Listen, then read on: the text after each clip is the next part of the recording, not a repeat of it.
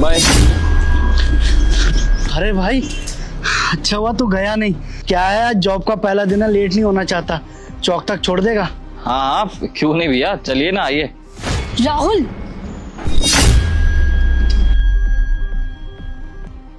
अरे जतिन भैया, आप ये क्या कपड़े पहन रखे हैं आपने? ये सिक्योरिटी गार्ड की ड्रेस पहन के कहाँ जा रहे हैं आप?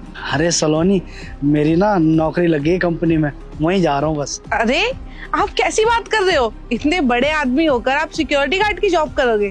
क्यों मेरे से मजाक कर रहे हो? आप लोगों का इतना बड़ा घर है, दोनों भाई कामयाब हो आप क्यों मेरे से मजाक कर रहे हो? सुबह सुबह मैं ही मिली आपसे मजाक करने के लिए।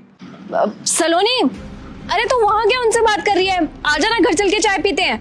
अरे दीदी रुको, मैं बात कर रही हूँ, अभी आती हूँ। अरे भैया, मेरे को एक बात नहीं समझ में आई। आपके छोटे भाई का इतना अच्छा बिजनेस है तो आपको गार्ड की जॉब क्यों करनी पड़ रही है?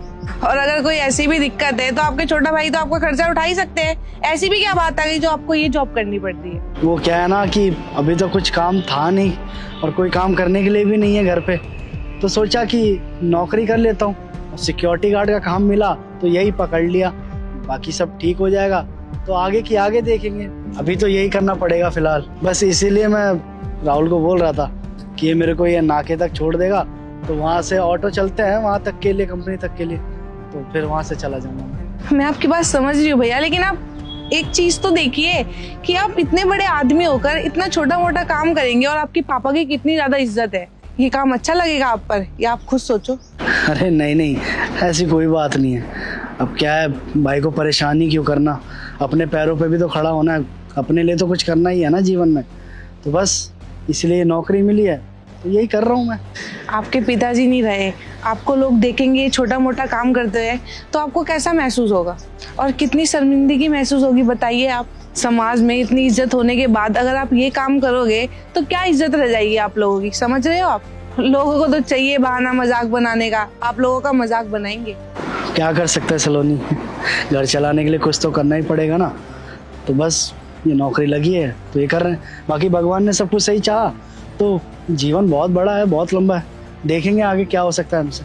भगवान को यही मंजूर है तो बस जा रहा हूँ नौकरी पर। सलोनी, तुझे पता है मैं नया सूट लेके आई हूँ वो नई वाली दुकान से। आजा, तेरे को दिखाती हूँ। अरे दीदी रुक जाओ, अभी आ रही हूँ। इतनी इंपॉर्टेंट बात चल रही है और आप कैसी बात कर रहे हो? रुक जाओ। राहुल भैया, मेरे को एक चीज बताइए, आपका इतना अच्छा बिजनेस है, आप अपने बड़े भाई की जिम्मेदारी तो उठा सकते हैं ना, और आप उनको ये काम कैसे करने दे रहे हैं? आप अपनी फैक्ट्री में कोई काम दे दो उनको, पार्टनरशिप में काम कर लो, क्या हो जाएगा? ऐसे उनका भी काम चल जाएगा और आपको भी सारा मिल जाएगा। इसमें कोई बुरी बात है? अगर ये आपके संग काम करेंगे तो आपका बिजनेस भी बढ़ेगा और लोग आपकी इज्जत भी करेंगे।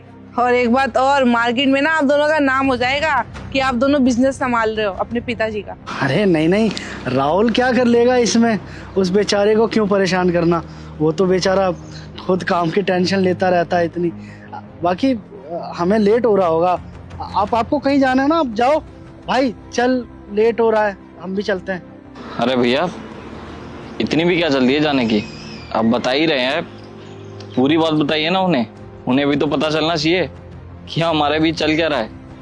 दरअसल सलोनी, बात यह है कि जो तुम्हारी दोस्त है ना, इसे बिल्कुल भी नहीं पसंद कि मैं भैया के लिए कुछ भी करूं। वो बस ये चाहती है कि मेरा भाई मेरे से हमेशा के लिए अलग हो जाए। भैया अपना कहीं भी बाहर खाए या कुछ भी कमाए, बाहर रहे, कुछ भी करें, अब रहे या ना रहे उसको उससे कोई भी फर्क नहीं पड़ता। वो बस ये चाहती है कि भैया यहाँ से चले जाए हमेशा के लिए।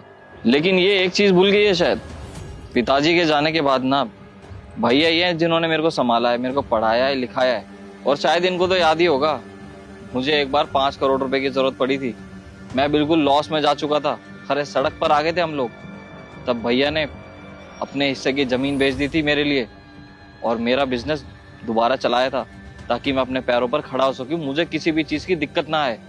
लेकिन आज जब भैया का बुरा वक्त आया ना, तो तुम्हारी दोस्त क्या कह रही है कि भैया को इस घर से निकाल दो, जो इनके हिस्से की बाकी बची हुई जमीन भी है ना, वो भी अपने नाम कराओ और इनको सड़क पे भीख मांगने के लिए छोड़ दो।